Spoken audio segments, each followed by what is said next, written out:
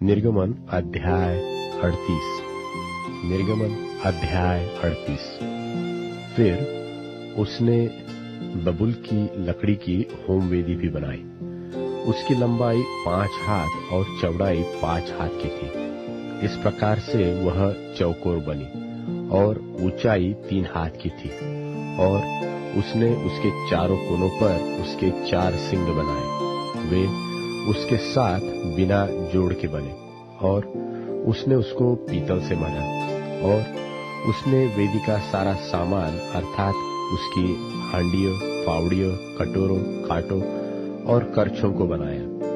उसका सारा सामान उसने पीतल का बनाया। और वेदी के लिए उसके चारों ओर की कंगनी के तले उसने पीतल की जाली की एक झंझरी बनाई। वह नीचे से वेदी की ऊंचाई के मध्य तक पहुंची। और उसने पीतल की झंझरी के चारों कोनों के लिए 4 कड़े ढाले जो डंडों के खानों का काम दे। फिर उसने डंडों को बबूल की लकड़ी का बनाया और पीतल से मढ़ा। तब उसने डंडों को वेदी की अलंगों के कड़ों में वेदी के उठाने के लिए डाल दिया। वेदी को उसने तख्तों से खोखली बनाया। और उसने हौदी और उसका पाया दोनों पीतल के बनाए। यह मिलाप वाले तंबू के द्वार पर सेवा करने वाली महिलाओं के दर्पणों के लिए पीतल के बनाए गए। फिर उसने आंगन बनाया और दक्षिण अलंग के लिए आंगन के पर्दे बटी हुई सूक्ष्म सनी के कपड़े के थे और सब मिलाकर 100 हाथ लंबे थे।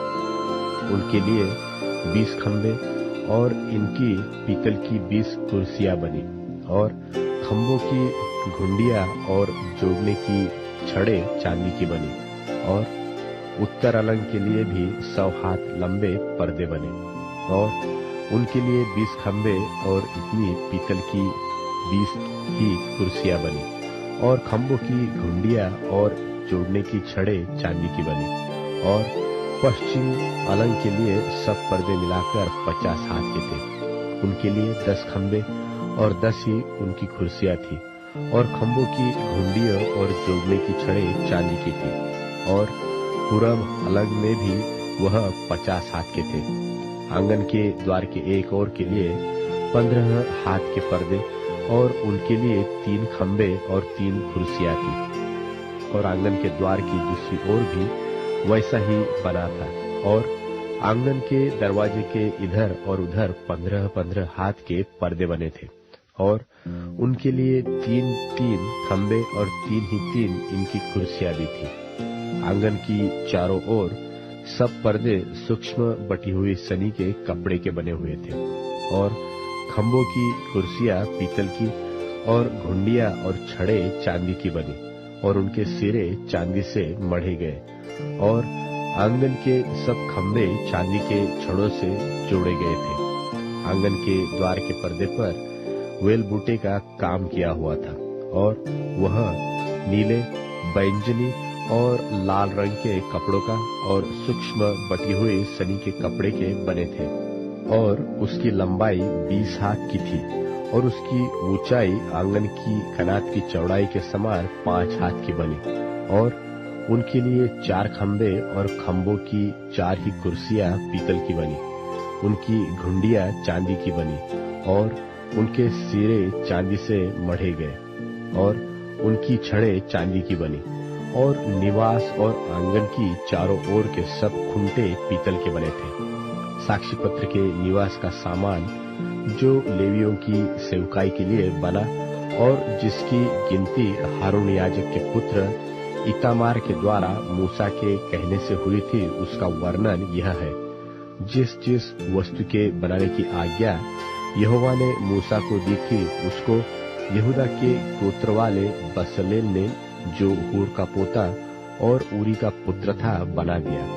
और उसके संग दान के गोत्र वाले अहीसामाक का पुत्र ओहोलीआब था, जो खोदने और काटने वाला और नीले, बैंगनी और लाल रंग के और सूक्ष्म सनी के कपड़े में कारचोब करने वाला निपुण कारीगर था।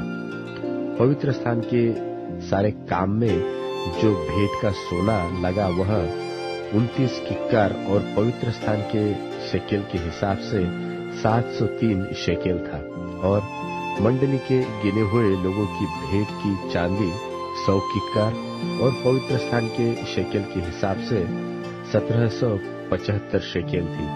अर्थात जितने 20 बरस के और उसके अधिक अवस्था के गिने गए थे वे 6,03,550 पुरुष थे। और एक एक जन की ओर से पवित्र स्थान के शेकेल के अनुसार आधा शेकेल, जो एक बेका होता है, मिला। और वह 100 किक्कार चांदी पवित्र स्थान और बीच वाले पर्दे दोनों की कुर्सियों के ढालने में लग गई। 100 किक्कार से 100 कुर्सियां बनी, एक एक कुर्सी 1 किक्कार की बनी। और 1775 शेकेल जो बच गए उनसे खंभों की घुंडियां बनाई गई और खंभों की चोटियां मढ़ी गई और उनकी छड़ें भी बनाई गई। और भेंट का पीतल 70 किक्कार और 2400 शेकेल था। उससे मिलाप वाले तंबू के द्वार की कुर्सियां और पीतल की वेदी, पीतल की झांझरी और वेदी का सारा सामान और आंगन के चारों ओर की कुर्सियां और उसके द्वार की कुर्सियां और निवास और आंगन की चारों ओर के खुंटे भी बनाए गए।